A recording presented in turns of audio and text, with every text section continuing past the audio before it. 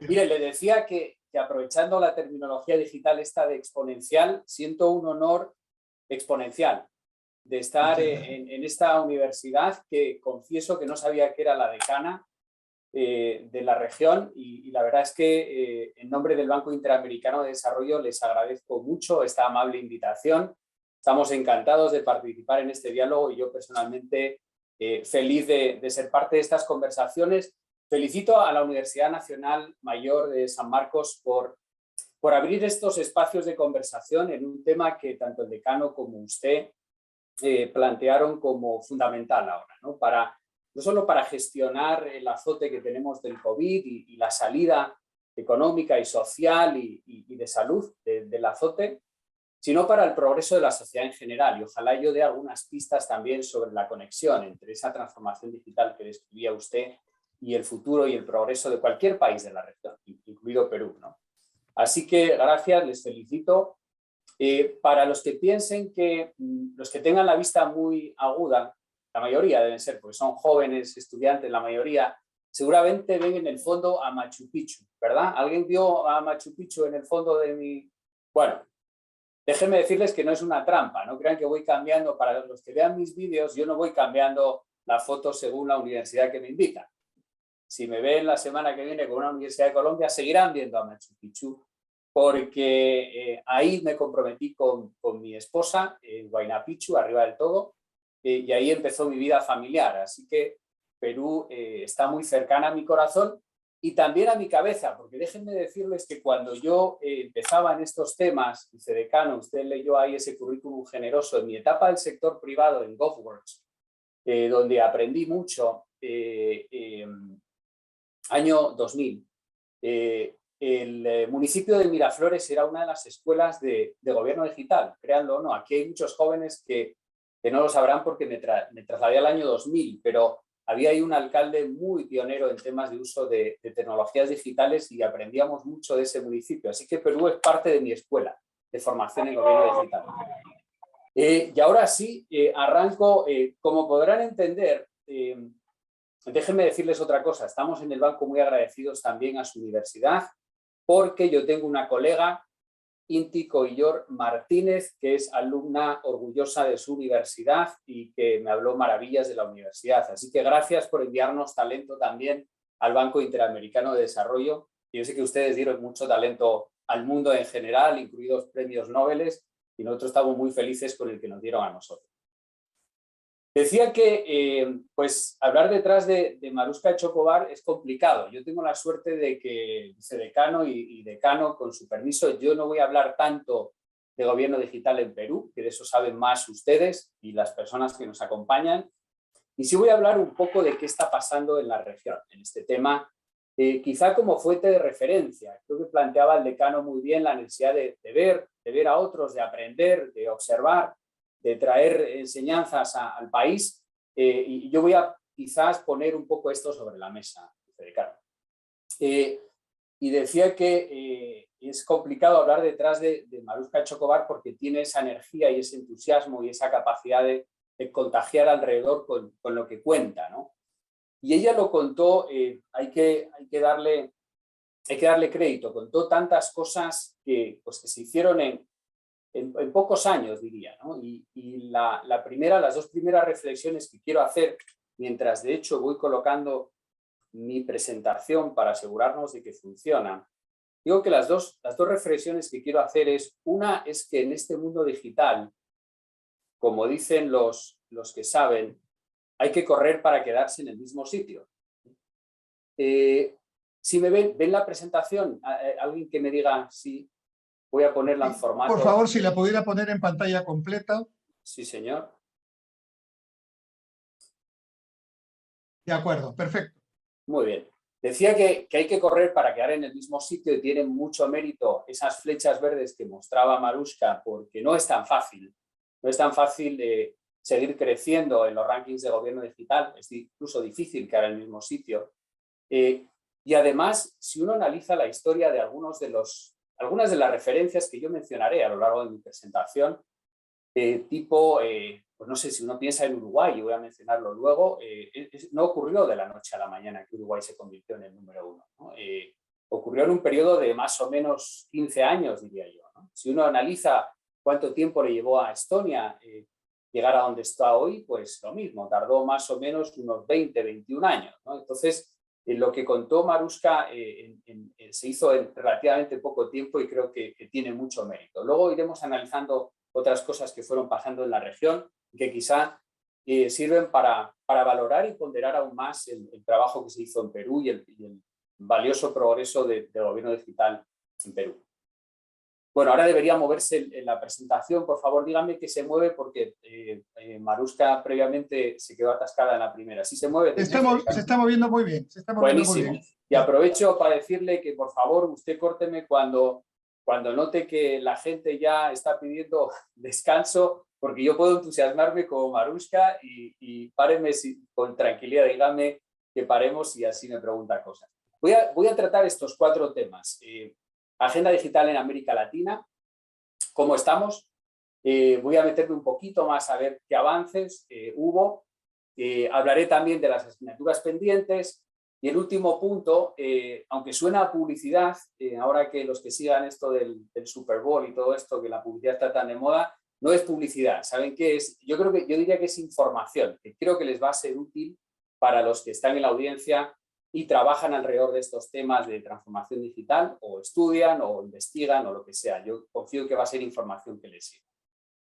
Bueno, entonces, ¿cómo estamos? La agenda digital en América Latina y el Caribe. Pues yo diría con razones para el optimismo, pero con mucho trabajo por delante. Y aquí la verdad es que, como ocurre con la metáfora del vaso medio lleno o medio vacío, después de que yo hable, cada uno va a tener su propia impresión, ¿no? Unos pensarán que de verdad el ambiente es muy optimista y otros pensarán que tenemos demasiado trabajo por delante. Qué bueno que Maruška anticipó algún dato que yo tengo aquí y pues la verdad es que no nos coordinamos en los mensajes, pero yo quería dar un pantallazo de cómo está la región en general. Ahí resalté Perú, que no lo voy a mencionar, ya lo mencionó Maruška muy bien, está en la posición 71 en el ranking de UNDESA, de gobierno digital, en el índice de gobierno digital, y subiendo, ¿no? Estaba en el 77, subió al 71, 6 posiciones. Pero fíjense en el lado de la izquierda para tener una impresión de cómo anda la región. Yo hago aquí como 2 o 3 lecturas rápidas, ¿no? A mí me llega un sonido de retorno, no sé si yo puedo seguir así, pero por si acaso a alguien le molesta, a lo mejor hay un micro abierto. Mire, las 2 lecturas rápidas o 3 que hago son, tenemos solamente 3 países entre los 3 primeros, entre los 50 primeros del mundo, ¿no? Como ven ahí, Argentina, Uruguay, Chile. Teníamos 4 en el ranking de 2018. Yo creo que, como planteaba Maruška respecto a Perú, deberíamos ser más ambiciosos. Tendríamos que tener más países entre los 50 primeros, sobre todo algunos que tienen el tamaño de Brasil o el tamaño de México, ¿no? Ahí hay una primera lectura, ¿no? No estamos tan bien.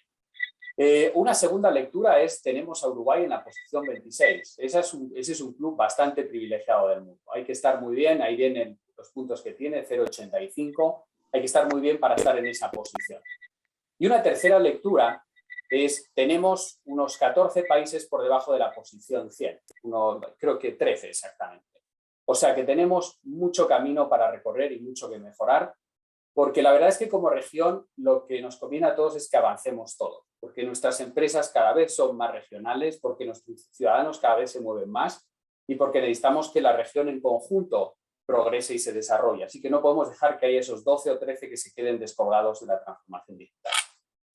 Otra visión y otra perspectiva, y lo bueno de estos rankings, a uno le pueden aburrir más o entretener más las estadísticas y los números, pero tienen una ventaja, que es que son un elemento de objetividad, ¿no? Yo puedo opinar que estamos bien, Maruška que estamos mal, el vicedecano que estamos medio, pero bueno, esto al final es un dato objetivo.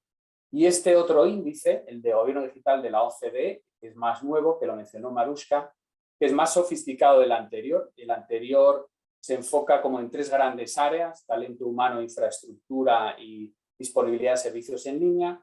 Aquí se estructura el índice alrededor de estas 6 dimensiones, es un poco más complejo y tiene más en cuenta temas normativos, temas de datos abiertos, temas de gobernanza, etcétera. Y aquí, fíjese, tenemos una estrella en el ranking, que es Colombia, que se ubicó tercero.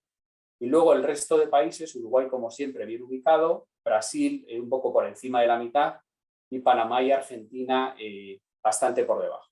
Aquí no está incluida toda América Latina, están los de la OCDE, más países que están en proceso de adhesión o que trabajan en alguno de los grupos de trabajo, como Uruguay, que no está en proceso de adhesión, pero está muy activo en alguno de los grupos de trabajo. Entonces, ahí tiene una idea de que efectivamente tenemos algunos países que dieron pasos importantes, pero en general como región estamos muy por debajo de los países más avanzados del mundo.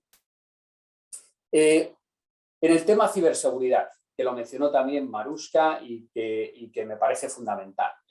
Tengan en cuenta que a medida que avanzamos en el tema de la digitalización, y el COVID planteaba muy bien el decano que aceleró el proceso significativamente, me parece impresionante la cifra que dio Marushka acerca de que ya el comercio en línea es el 15% del comercio de Perú, espectacular. Igual que los trámites que ya tenemos disponibles en línea y la satisfacción que manifestó el decano, pero hay un riesgo, ¿no? Hay un riesgo importante, que es estamos generando lo que se llama una mayor superficie de exposición para la gente que vive de delinquir, para la gente que vive de robar o de hacer daño, ¿no? Y en el mundo cibernético están encontrando un espacio donde se puede ganar mucho dinero. El ciberdelito está a punto de superar a la industria de la droga por valor económico, más allá de 500 billones va a ser este año el valor del ciberdelito, y está costando a la región más o menos entre un 0,5 y un 1% del Producto Bruto. La falta de políticas de ciberseguridad y de protección, el daño que se causa a la industria, a los bancos, los robos de datos, las paralizaciones de hospitales, de centrales de energía, etcétera, ¿no? Que vivimos alrededor continuamente.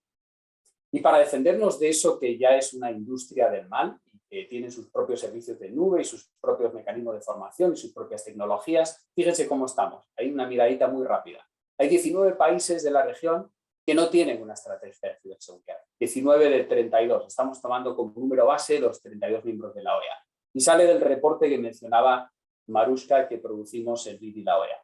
25 países que no tienen plan de protección de infraestructura crítica. 12 países que no tienen un CERT o un CSIC, un centro de emergencias cibernéticas.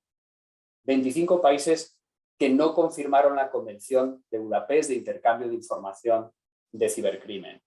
16 países que no tienen ley de protección de datos personales. Luego voy a dar un poquito más de información de esto. 22 países que no tienen ni siquiera un organismo responsable de ciberseguridad.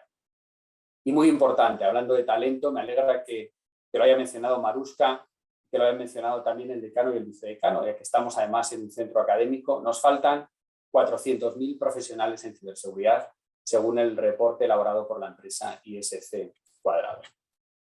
Y para ilustrarlo más claramente, esto que planteaba de la ciberseguridad, de cómo estamos en la región, aquí lo que tienen es una radiografía, como dirían los profesores de la Facultad de Medicina de su universidad. Esto es una radiografía de cómo está la ciberseguridad en el país promedio de América Latina y el Caribe. Este es el país promedio, no importa cuál es un país cercano a ustedes, muy lindo. Alrededor de 5 grandes dimensiones de una política de ciberseguridad: política y estrategia, cultura cibernética, formación, capacitación y habilidades, marcos legales y estándares, organizaciones y tecnologías. 53 indicadores. 2 lecturas muy rápidas. 1, ven que hay columna 2016-2020. El país progresó en casi todas. La buena señal, esta es la parte del vaso medio lleno, seguimos avanzando como región y en temas de ciberseguridad también. La parte del vaso medio vacío, o la segunda lectura. Todos los cuadritos que están grises, son gaps en esa política, son debilidades, son falta de madurez en el modelo. El número 1 es el mínimo, cuando hay un colorcito es el mínimo, ¿no? O sea que hay mucho camino por recorrer. Este país no llega ni a la mitad del valor del modelo de madurez. O sea, estamos un poco o bastante desprotegidos. Un toque rápido acerca del tema conectividad, que salió también, el tema de banda ancha, y un número que lo resume todo. Un 32% de la población de América Latina y el Caribe, o 244 millones de personas, no accede a Internet, no accede a servicios de Internet. Fíjese cómo está Perú en el índice de banda ancha. Este es un índice que elabora el BID, es un índice más complejo que la pura conectividad, es un índice elaborado que incluye políticas regulatorias, incluye disponibilidad de talento, de aplicaciones, uso de la conectividad, etcétera. Y la región, tomando como base 10, sería el máximo del índice, está más o menos en la mitad o de la mitad para abajo, casi toda la región, en el índice de desarrollo de banda. ¿Cómo estamos en el tema de trámites en la región? Pues hay baja disponibilidad todavía. Es cierto que el COVID aceleró el proceso, lo decía muy bien Maruska, y vamos a ver un par de datos sobre eso. De hecho, tengo un dato igual al de Maruska. Aceleró el proceso, pero todavía estamos muy atrás. En el último estudio que hicimos, en el fin del trámite eterno, para los que sean lectores más emperdidos de literatura sobre el tema en la región, había solamente 3 países que tenían el 50% de los trámites del gobierno disponibles en línea. Un gobierno central tiene, según el perfil del gobierno, entre 1.500 y 4.000 trámites más o menos, según el perfil de cada gobierno. Solo había 3 países que tenían 50% de esos trámites disponibles en línea. O sea, todavía hay poco disponible. Y luego cuando estudiamos, porque salimos a preguntar a los ciudadanos en este trámite, acerca de las razones, pues muchos no tenían identidad digital, muchos no tenían conectividad, ahí tienen los factores, muchos, lo que mencionó el decano, no estaban bancarizados, no tenían una tarjeta de crédito, menos de la mitad de la población de América Latina y Caribe tiene una tarjeta de crédito o débito. Y muy importante el último punto, que seguramente lo tocaré un poco más adelante también, no sabían cómo utilizarlo, falta de alfabetización digital. En el contexto de la pandemia ocurrió lo que mencionaba antes Maruska. Y me parece que merece la pena resaltar lo que ocurrió en Perú, ¿no? La proporción de personas que realizó su último trámite parcial o totalmente en línea pasó de un 28% antes de la pandemia, un 28% de las personas, a un 61%. Por suerte, encontraron ese último trámite disponible en línea porque no todos están disponibles. Y luego el tema de gobierno digital, la verdad es que antes de la pandemia muchos de los gobiernos no contaban con las herramientas clave para acometer proyectos de gobierno digital. Por ejemplo, plataforma de interoperabilidad. Fíjense, un dato fundamental, ¿no? Ahora que hablamos tanto de datos, la necesidad de intercambiar datos, la necesidad de no pedir a un ciudadano un certificado, no pedir 2 veces la misma información. Eso requiere que se intercambien datos y que se intercambie información de forma segura y de forma ágil. Eso requiere una plataforma de interoperabilidad.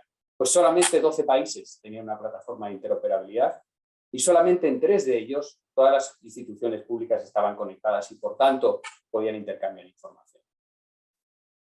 Avances. Vimos un poquito de cómo estamos, vamos a ver un poco de los avances. Avanzamos, yo diría, significativamente en leyes de protección de datos. Tenemos 12 países con leyes, más 3 que están a punto de ser ratificadas, deberían ser ratificadas en los próximos meses. Vamos a tener 15 países, que no está mal. Identidad digital, yo creo que 11 países es una cifra generosa. O sea, hay más o menos 6, 7 que tienen. Brasil tiene bastantes personas, dicen más de 100 millones con identidad digital. Argentina, como mi Argentina, tiene bastantes ciudadanos con identidad digital. Uruguay tiene bastantes ciudadanos. Chile. Y a partir Panamá tiene casi 1,5 millones de ciudadanos con identidad digital. Y a partir de ahí empieza a decrecer. O sea que 11 es una cifra generosa, pero yo diría que bastante cercana a la realidad. Plataforma de interoperabilidad, ya lo mencioné, el estudio que mencionaba antes decía 12, hay un par de países más que están implementando plataformas de interoperabilidad, algunos utilizando Xroad de Estonia, de hecho, pero todavía con pocas instituciones conectadas.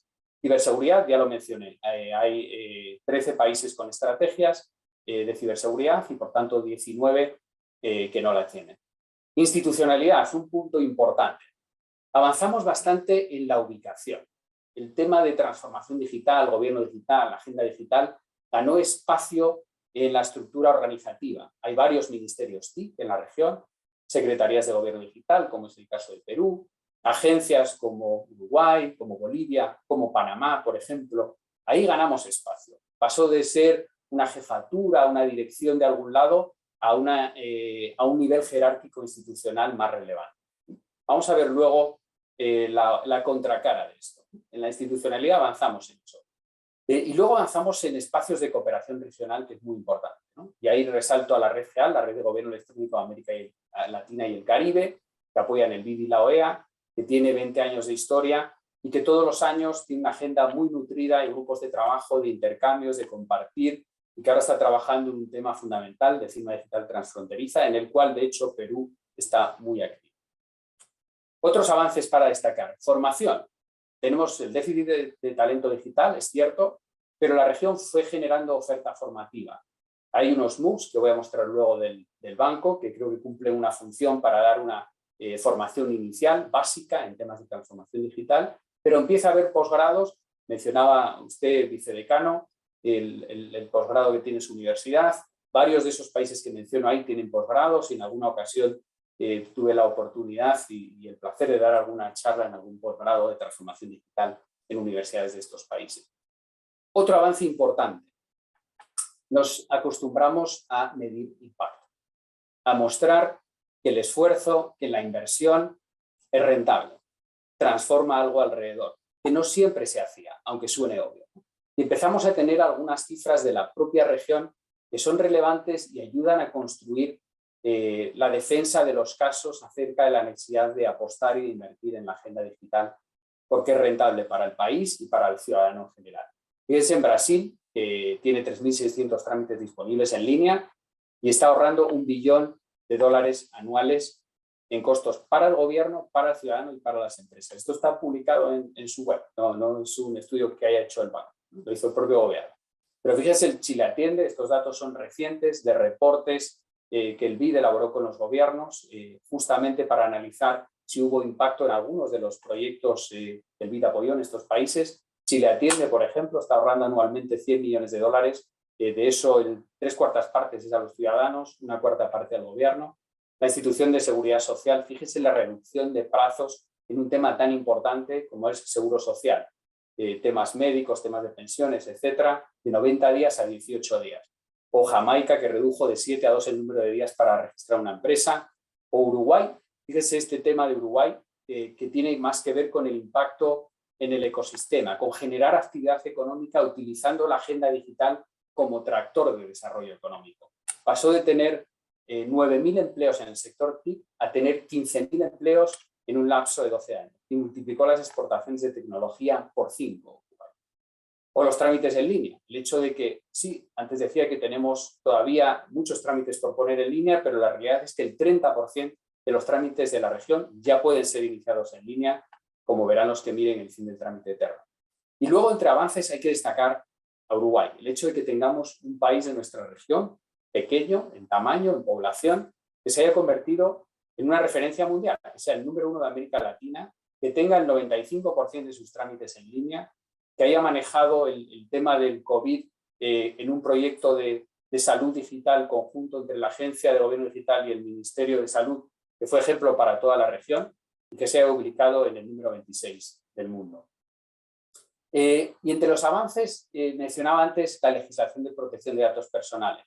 Para los que quieran profundizar en el análisis, ahí van a ver en este cuadrito y en esa fuente que menciono ahí, los datos personales y sus leyes, qué países tienen legislación de datos personales y cuáles de esas legislaciones cumplen con los estándares de la Asociación Iberoamericana de Protección de Datos Personales. Ahí van a ver, bueno, está Perú también, felicitaciones, que tiene su ley de protección de datos personales. No voy a analizarlo aquí, pero para los más estudiosos tienen ahí un buen reporte. Entre las asignaturas pendientes, cerrar la brecha digital. Salió en las preguntas, estoy de acuerdo. ¿Cuándo vamos a llevar la conectividad a todos y cada uno de los ciudadanos de la región? Eso es lo que demanda la sociedad actual. Eso es lo que puso de manifiesto el COVID-19. Que aquellos pequeños comercios que tenían acceso a conectividad, como planteaba el decano, a una aplicación de WhatsApp, a un teléfono, pudieron sobrevivir, pudieron prestar servicios en línea, que aquellos colegios que tuvieron conectividad y tenían computadoras pudieron seguir educando a sus chicos o a sus estudiantes, pero hubo más o menos 60 o 70 millones de estudiantes de primaria y secundaria en América Latina y el Caribe que vieron interrumpida su educación. Tenemos que cerrar esa brecha digital. La institucionalidad. Antes mencionaba que ganamos en ubicación. Creo que nos falta camino por recorrer en capacidad. Ahí digo, falta talento digital en cantidad y cualificación. Y lo ilustro con el ejemplo de Estonia. Tiene una población de 1.3 millones de personas. La agencia responsable de transformación digital tiene 240 personas, en un país de 1,3 millones de personas. Muchos de los países de la región que tienen 30, 40 millones de habitantes, 20, 25, 50 millones de habitantes, y que tienen, por tanto, una población más grande que atender, mayores servicios, mayores necesidades, no tienen ni la mitad de esas 240 personas. Necesitamos avanzar en que esas instituciones tengan más capacidad. Gobernanza. Qué bueno que Maruska habló de gobernanza. Perú avanzó mucho sus mecanismos de gobernanza, pero hay otros países de la región que aún tienen que crear espacios sistemáticos y ordenados para que participen todos los actores relevantes para que se coordinen, para que los estándares, para que las regulaciones se decidan de forma participativa y que todo el mundo encuentre espacio para aportar. Y luego de datos, pues yo aplaudía, de hecho, la aprobación de legislación, pero tenemos mucho camino que recorrer. Faltan agencias de protección. Sí hay 12 países con leyes de protección de datos personales, pero de esos, ¿cuántos tienen agencias de protección que vigilen el cumplimiento de esa ley? Más o menos 4 o 5. Falta más apertura de datos. Qué bueno oír los sets de datos que mencionaba Maruska y que ya están abiertos en Perú, pero en el resto de la región falta mucha política de apertura de datos complementada con favorecer la actividad emprendedora, el apoyo a los jóvenes y a las empresas nuevas que puedan aprovechar esos datos para crear valor económico. Y falta uso de data analytics. Falta el uso, la cultura en la administración pública de diseñar y gestionar política basada en datos. A veces porque faltan los datos, a veces porque no están digitales, cuando están digitales porque faltan los mecanismos para integrarlos o para procesarlos o para visualizarlos, o los expertos o los científicos de datos. Hay que crear una política de data analytics. Y esto se traduce en que en una visión, lo que se llama una visión integral de datos, una estrategia nacional, una visión 360 grados que tenga en cuenta todos estos elementos. En la región no hay ningún país que tenga una visión de este tipo. Uruguay es el que está más avanzado en una visión de este tipo. Ciberseguridad, no me extiendo mucho más, ya mencioné que era una asignatura pendiente y que enfrentamos un enemigo muy poderoso. El enfoque en el ciudadano, que lo mencionó también Maruska, ella mencionó personas, yo menciono ciudadano. Tenemos un déficit muy grande en preocuparnos sobre la experiencia, perdón por esta jerga de UX y UI, de experiencia, interfase de usuario y experiencia de usuario de navegación, de preguntarle cómo quiere utilizar los servicios en línea, qué conoce, qué no conoce, qué es fácil usar, etc. Ahí tenemos un déficit grande en casi toda la región y tenemos un déficit importante en alfabetización digital. Sí hay países que tienen iniciativas para alfabetizar a sus ciudadanos, pero que los números de alcance o de cobertura son todavía pequeños. Necesitamos inversiones en serio para asegurarnos de que todos los ciudadanos que necesitan saber utilizar estas tecnologías saben hacerlo. Y además, todavía estudiamos muy poco si se usan los servicios que están en línea y si los ciudadanos que los usan están satisfechos. Muchos de esos indicadores que yo mencionaba de UNDESA, de OCDE, etcétera, esta información no la incluyen todavía. Necesitamos, por lo menos a nivel país, hacer ese estudio, preguntarle a la gente. Servicio civil, todo un tema que daría para otra conversación, que es, y de hecho Perú tiene Servir y inició un proceso de modernización de su servicio civil hace tiempo ya, pero necesitamos conectar la modernización del servicio civil con la agenda digital para que la administración pública revise los perfiles de los funcionarios, incorpore nuevos perfiles de funcionarios, incorpore nuevas políticas de contratación y de formación que se adapten a ese mundo digital. Perdón, no sé si me estaba hablando, vicedecano, ¿estaba tratando de decirme algo? Porque no le estoy viendo la pantalla. Pero si me estaba dando un aviso, no se preocupe que remato en No, siga adelante, siga adelante, don Miguel, siga adelante, por favor. Otra asignatura pendiente que creo que se tocó muy tangencialmente, pero sería bueno conversarla, es cómo hacemos que estos beneficios lleguen a los gobiernos subnacionales. Gran parte de las políticas de transformación digital en la región se enfocan mucho en los gobiernos nacionales. Los gobiernos nacionales o los federales, donde hay provincias. Creo que hay un déficit que tenemos que atender de generar políticas y agendas que lleven esa transformación digital a provincias, estados, departamentos, comunas, corregimientos, es decir, a todo el país. Y luego el último punto que también es especialmente relevante es respaldar los discursos con recursos. Nuestra región está llena de documentos, de agendas bien diseñados con expertos de los centros más reconocidos que se quedaron básicamente en eso, en discursos o en documentos o en planes y que no pasaron a generar acciones y resultados porque no hubo los recursos financieros necesarios. Qué bueno que a lo largo de estos 3 días van a escuchar diferentes experiencias, van a escuchar algunas de España, quizá les compartan de mi país, quizá les compartan algunos de los planes y agendas que hay en el país, y yo no dejo de sorprenderme que un país pues, como España, donde tiene el mayor desarrollo de conectividad, de acceso a banda ancha de la Unión Europea, el mayor despliegue de banda ancha, donde casi todas las casas están conectadas, donde tiene todas las herramientas que yo mencionaba de interoperabilidad, de ciberseguridad, de identidad digital. Bueno, pues tiene su agenda digital, tiene un plan de inversión de 2,5 billones de euros para los próximos 4 años, de los cuales casi 1 billón se va a invertir este año, en un país que ya hizo tanto. Y es porque se requiere continuamente actualizar, extender, alfabetizar, mejorar, integrar. Entonces, si no se invierte, los documentos solo no generan resultados. Y aquí sí paso a contarles algo que, insisto, aunque suene publicidad, no lo es para beneficio de quienes están en la audiencia, que seguramente investigan, enseñan, proponen o manejan proyectos y pueden encontrar aquí, en lo que les voy a contar ahora, herramientas que les sirvan para su trabajo. Este es un poco el apoyo del Banco Interamericano de Desarrollo a la agenda digital. Quería comentarles que la visión 2025 del banco, de la administración del Banco Interamericano de Desarrollo, hace mucho énfasis en la economía digital. Uno de los 5 puntos, ahí ven los 5 puntos de esa visión: integración regional, pequeña y mediana empresa, cambio climático, género y diversidad. Y uno de los puntos y ejes fundamentales es justamente la economía digital. Aquí no se asusten, no quiero echar a nadie para la cama, vicedecano, no quiero que se aburran, no voy a contar esta slide, pero en un espacio académico como este, que seguramente hay profesores y estudiantes y gente que quiere profundizar, esta es un poco la guía que tiene el banco, lo llamamos marco de acción para la transformación digital, para empujar los esfuerzos de transformación digital en nuestros proyectos, en los países que trabajamos.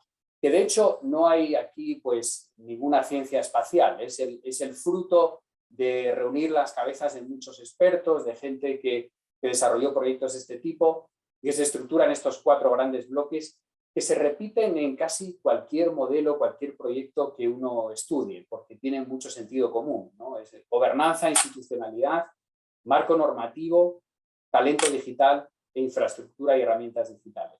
Están descritos ahí en la presentación, no voy a entrar a analizar cada uno porque son bastante intuitivos, pero si se fijan, mucho de lo que fue describiendo Maruska seguía esta misma estructura porque tiene mucha lógica y porque probaron ser las 4 piezas que uno necesita tener alineadas para lograr tener esa transformación digital que genera valor que describía usted en su introducción inicial, vicedecano. ¿Alguna idea de dónde tenemos proyectos y sobre todo, más que dónde tenemos proyectos, la idea de que el tema digital está explotando en la región? Esto es muy buena noticia. O sea, hay interés de los gobiernos por apostar a proyectos de transformación digital. Fíjense que pues tenemos ahora mismo 65 operaciones que apoyan transformación digital que se iniciaron entre 2016 y 2021, ¿no? En los últimos 5 años, repartidas por toda la región. Esta es una medida de cuánto se está invirtiendo con apoyo del banco. Este es el portafolio de la división en la que yo trabajo. Yo trabajo en una división que se llama Innovación para Servir al Ciudadano, que se enfoca mucho en transformación o modernización del Estado. Tenemos 6 operaciones de préstamo, de las cuales 57 tienen un componente digital importante. 2.500 millones de dólares que estamos apoyando ahora en préstamos, en operaciones en la región.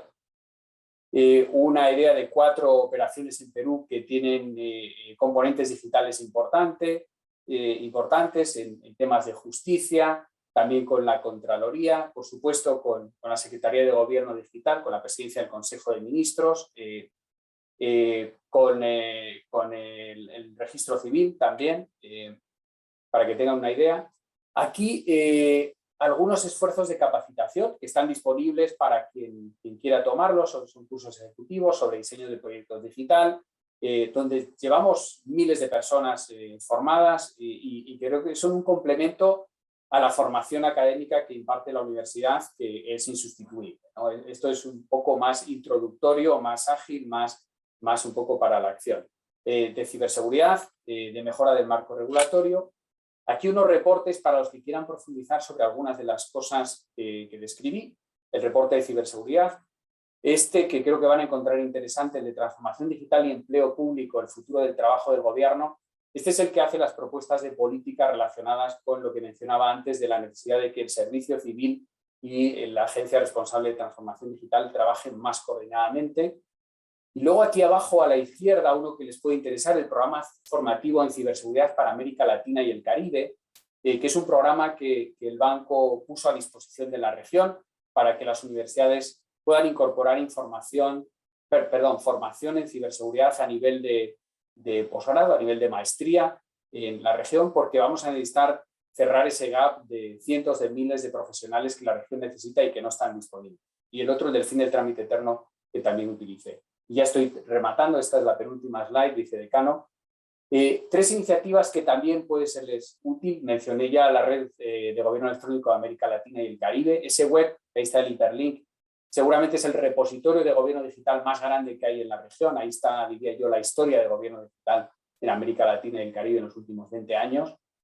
Este otro de los datos personales y sus leyes es una iniciativa que lanzamos conjuntamente con ILDA, con la Iniciativa Latinoamericana de Datos Abiertos y con ALSUR, que hace ese estudio de las leyes que se aprobaron de protección de datos personales y tiene unas herramientas muy buenas de visualización y de análisis de los datos. Y CyberLac es una iniciativa que les puede interesar a la universidad, es una red académica, es una red de universidades que quieren empujar la ciberseguridad en América Latina y el Caribe, que tiene 15 universidades de la región o 18, algo más de 15. Y luego en este hiperlink tienen todas las actividades de apoyo al tema de gobierno digital que tiene el clúster de datos y gobierno digital del BID. Ahí tienen documentos, operaciones, etc. Y una invitación para cerrar, vicedecano, que creo que va un poco en línea con lo que mencionaba Marushka y me identifico con varios de sus mensajes. Y la verdad es que debo decir que en la región Perú tuvo una excelente embajadora en la Secretaría de Gobierno Digital. Creo que mostró un Perú que estaba haciendo cosas y que las compartía, y un Perú en este tema de gobierno digital estaba siempre buscando cómo colaborar y cómo recibir también experiencia del exterior. Y de hecho, con Corea, Perú fue el único país que trabajamos con el gobierno de Corea para apoyar con herramientas digitales la gestión del COVID, gracias a la disposición de Marushka, ¿no? Y decía que la invitación, que coincide con algunas de las cosas que mencionaba incluso también el decano, es a investigar. Necesitamos que universidades como la suya, como la decana, aceleren la tarea de investigación. Nuestra región investiga poco sobre temas digitales. Somos grandes tomadores de conocimiento que vienen o del norte del continente, o de Europa, o de Asia. Necesitamos investigar más en nuestra región en estos temas. Proponer activamente, poner ideas sobre la mesa, y creo que Marushka lanzó una linda invitación para eso, y tienen un mecanismo de gobernanza en el país para participar y poner ideas sobre la mesa. Dialogar, uno no siempre está de acuerdo en esto, y la ventaja del mundo digital es que no sabe de ideologías, no sabe de colores, es neutral, apoya a los de un espectro y a los de otro espectro. Entonces, dialogar y tratar de llegar a consensos y de unir esfuerzos. Y luego colaborar, arrimar el hombro, porque esta transformación digital necesita la perspectiva del sector público, de la sociedad civil, de los empresarios, del mundo académico y también de los países de alrededor. Una de las características del mundo digital es que es global. Uno no puede sustraerse como país y vivir en aislamiento. Sus ciudadanos viajan, sus empresas viajan, sus exportaciones e importaciones dependen de cómo funcionen los trámites en otros países, y creo que eso la región, por eso resaltaba la red CEAL, está empezando a hacerlo, y dentro de cada país y a nivel regional necesitamos fomentar ese espíritu. Así que esas son las 4 invitaciones con las cuales quería cerrar, con mucha gratitud, vicedecano, por esta invitación, en nombre del Banco Interamericano de Desarrollo, y con y con mucho placer por ser parte de estas conversaciones, y quedo a su disposición para aclarar cualquier duda y atender cualquier pregunta. Muchas gracias. Muchas gracias a nuestro expositor, don Miguel Porrúa, por su excelente exposición y por las sugerencias y motivaciones para investigar, proponer, dialogar y colaborar. Vamos a tomar la posta y a ver si podemos desarrollar alguna actividad conjunta también. Me he permitido hacer algunas sumas de inquietudes y de preguntas para hacerlas en esta fase. Lo primero es, dado su experiencia regional, si pudiera decir las tres más importantes tareas que tiene un país en América Latina con respecto a este tema, ¿cuáles serían en orden esos tres desafíos? Pues mire, yo diría, aquí como dice el chiste, 3 expertos tendrían 5 opiniones, vicedecano. Yo voy a darle la mía. Para mí los 3 elementos son institucionalidad, tanto la presencia como la capacidad. Segundo elemento, cierre de brechas, fundamental. Esto o es para todos o no sirve, para todos es para todos. Ciudadanos remotos, de la montaña, del mar, pymes, empresas grandes, o sea, cierre de brechas. Y tercero, talento. Esto lo hace gente, lo diseña gente, lo gestiona gente y lo utiliza gente. Para mí esas 3 piezas: institucionalidad, cierre de brechas, talento. Muy claro. Si consideramos que el acceso a la digitalización y el objetivo de la transformación digital es un tema de gran prioridad, ¿está usted de acuerdo en considerar el Wi-Fi gratuito y el acceso como un bien público? Sí, por supuesto, pero yo creo que con un periodo de caducidad. Creo que ahora urge que todo el mundo tenga acceso, y si eso requiere que las personas que no tienen recursos no paguen, me parece excelente, pero ya sabe la naturaleza humana, ¿no? Nosotros valoramos lo que cuesta, vicedecano, lo que no cuesta acabamos desperdiciándolo, ¿verdad? Entonces yo creo que sí, como una medida de transición, pero creo que hay que darle al ciudadano los medios para que pueda pagar algo tan valioso como la conectividad. Eso no debe ser limosna para siempre. Muy bien. Tercera pregunta o inquietud. En realidad he resumido 2 o 3. La oportunidad de la pandemia, con toda su dificultad, ha significado que vayamos muchos, incluidos los más viejos como yo, a una presencia digital que hace 2 años no teníamos. ¿Cómo aprovechar esta oportunidad para hacerla sostenible cuando acabe la pandemia? Excelente pregunta. Yo diría, ninguna sociedad, ningún país y menos Perú se puede permitir el lujo de que esto no sea sostenible, vicedecano. No debe estar entre las opciones, porque creo que lo que puso de manifiesto en la pandemia, una de las muy pocas cosas positivas que nos deja la pandemia, muy pocas, nos deja alguna en temas sociales, de tiempo familiar, los que nos levantamos con los hijos y podemos verlos más que cuando estábamos todo el día en un avión, deja algunas cosas positivas en eso, pero muy pocas es el valor que tiene la tecnología ahora, las tecnologías digitales. O sea, mis hijos tomaban clases de música de una señora en Colombia, en un pueblo de Colombia, gran profesional de la música, que generaba unos ingresos súper valiosos para ella en este momento dando clases virtuales. ¿Qué quiero decir? El que más y el que menos, el que vio a su hijo que podía seguir estudiando, aunque sea en el telecentro del pueblo, o el que vio al tendero que podía seguir vendiendo porque repartía las cosas cuando no se podía ir a su tienda, aprendió la importancia de estas tecnologías digitales y de que el país tenga una estrategia de transformación digital. Entonces, la continuidad es la única opción. Yo creo que hay que sentarse a escuchar a todo el mundo, escuchar opiniones, visiones, capacidad de aportar, y no dejar que se politice, no dejar que se convierta en una herramienta de combate político. Sería una pena. Porque además cuesta mucho avanzar, como yo indicaba, esas flechas verdes que mostraba Marushka, hay que aplaudirlas. Yo creo que los peruanos deben de estar muy contentos de ver esas flechas verdes, tienen mucho mérito, cuesta mucho, pero ¿sabe qué? Cambian de color muy rápido, vicedecano. Uno se relaja 5 minutos y se dan la vuelta y se convierten en rojas rapidísimamente. Entonces yo creo que la tensión que debe tener el país es justamente cómo damos continuidad a esto, con el sabor y con la dirección que vayan queriendo los peruanos en cada momento, pero no se puede parar.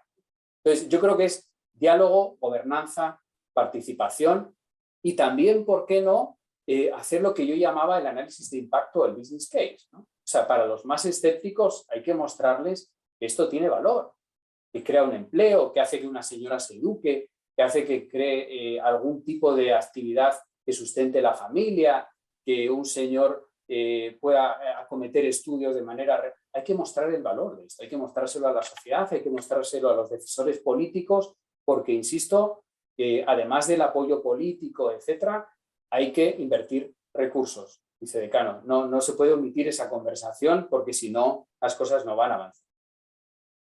Una pregunta interesante de uno de los participantes dice, están avanzando y mejorando los trámites, los procedimientos en la gestión pública, pero ahora el problema ya no es que hay trámites digitales, sino que no son muy amigables muchos de ellos. ¿Cómo solucionar este problema?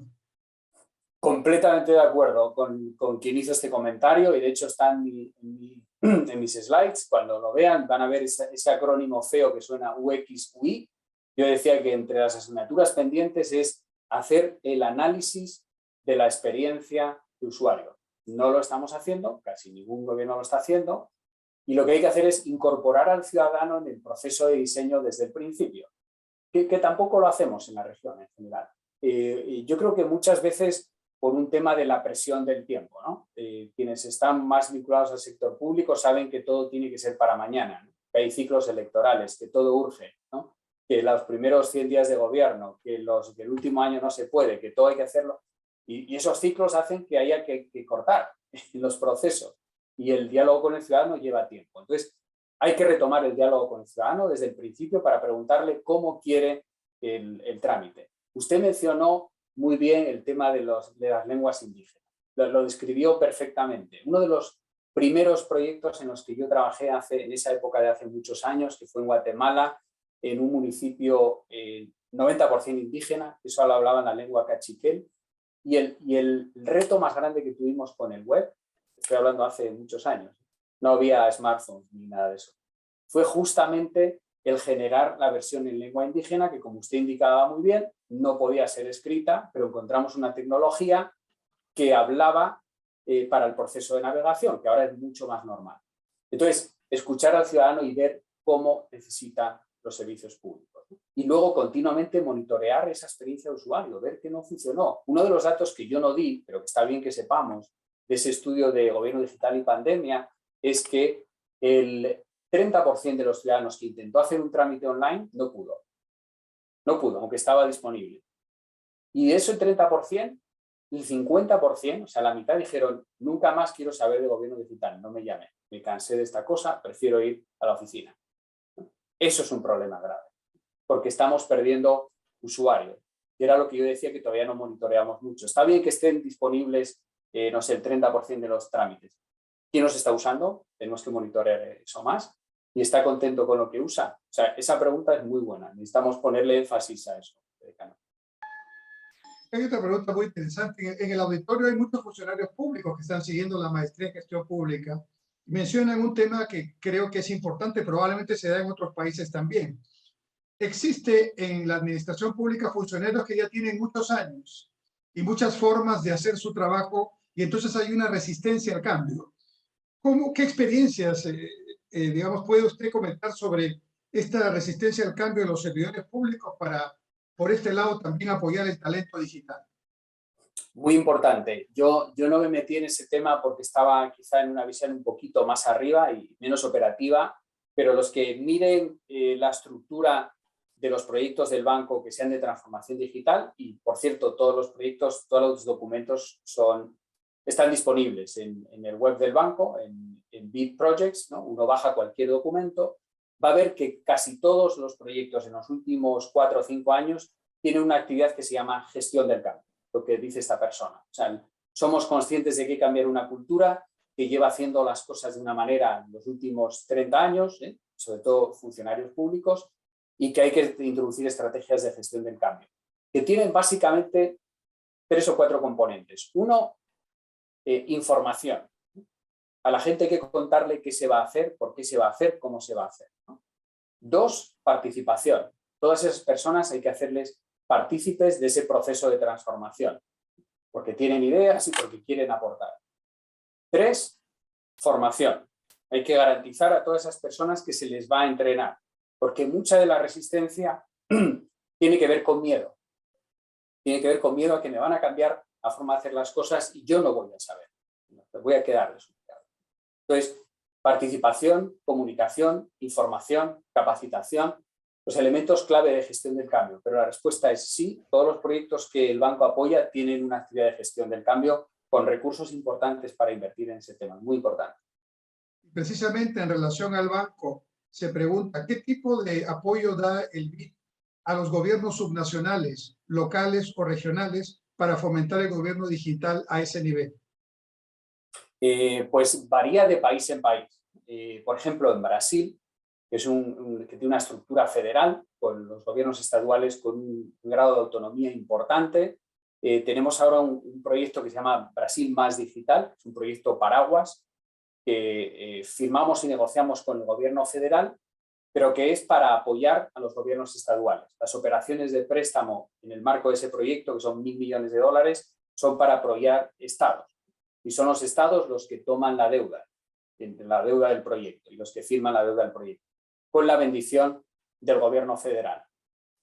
En países que están menos descentralizados, ese apoyo tiene que ir a través del gobierno central, ¿no? El caso de Perú sería a través del gobierno nacional peruano, y ahí estamos en disposición de apoyar lo que decida pues, el gobierno de Perú. Nosotros encantados de apoyar cualquier iniciativa que se diseñe para apoyar la transformación digital de los gobiernos nacionales. Estamos en la mejor disposición y como digo, depende de la estructura administrativa de cada país, ¿no? México es un poco parecido a Brasil. El resto de países es a través del gobierno federal, del gobierno nacional, que el banco establece los programas de apoyo a los gobiernos nacionales. Hay una pregunta que dice si puede compartir alguna experiencia exitosa en la región para evitar comercialización de datos, de Big Data, que es un problema. El tema de datos es el gran tema en la región. Qué bueno que la universidad, primero, qué bueno que la universidad está generando esta conversación alrededor de la transformación digital. Creo que la siguiente debe ser alrededor de datos. Yo dejé un puntito ahí sobre esa visión integral que da para mucha conversación. Miren, el país que mejor está en general en protección del espacio digital en la región es Uruguay, ¿no? De vuelta, esto podría ser opinable, uno mira el estudio que hizo el BID y la OEA y ve que en ese modelo de madurez que usamos, el modelo que diseñó la Universidad de Oxford, de los 53 indicadores, el país con mayor capacidad para proteger en general su mundo digital es Uruguay.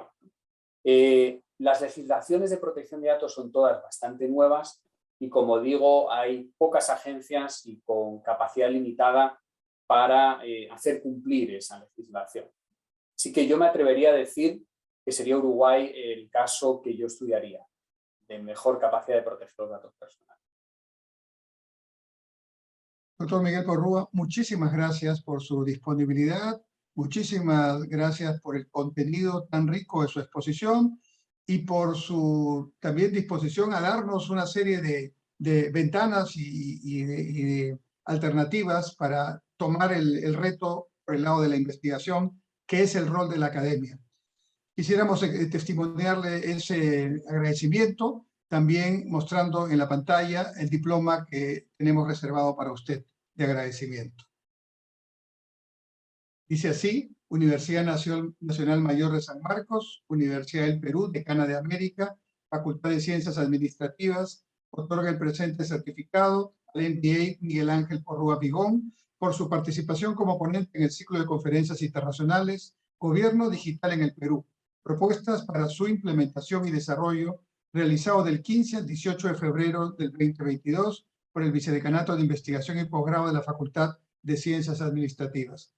Lima, 15 de febrero del 2022, firmado doctor Augusto Hidalgo Sánchez, decano de la Facultad de Ciencias Administrativas. Muchas gracias. Muchas gracias, vicedecano. Pues lo llevaré con mucho honor y con mucho orgullo ese certificado. Muchas gracias por esta oportunidad. Fue una conversación muy rica y muy agradable. Y felicitaciones de nuevo por la iniciativa. Por favor, no dejen de empujar este tema en el país.